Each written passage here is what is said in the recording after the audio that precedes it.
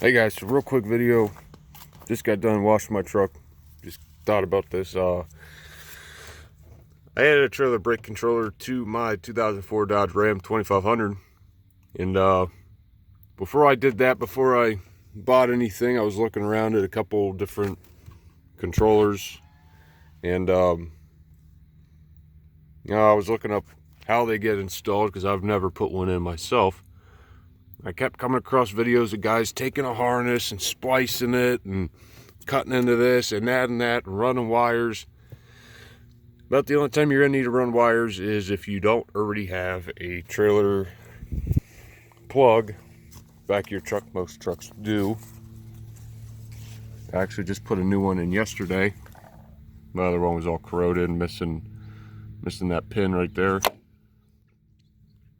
All this stuff is just Reese brand. I got it at O'Reilly's, I think, for the plug, the trailer brake controller, and the adapter harness. I paid just a little under $120. So pretty much all I did was mounted this up. Doesn't need to be level. This one doesn't.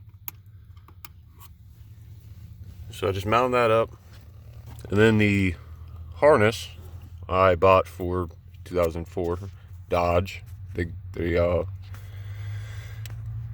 pretty universal for years. I think mine was a 98 up to a 2018 or something.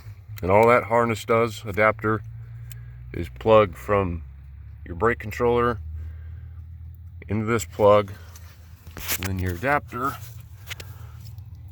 just plugs right in back there to your factory brake controller plug. So that makes it real simple. You don't have to splice anything. You just plug and play. Pretty easy. And you're ready to go.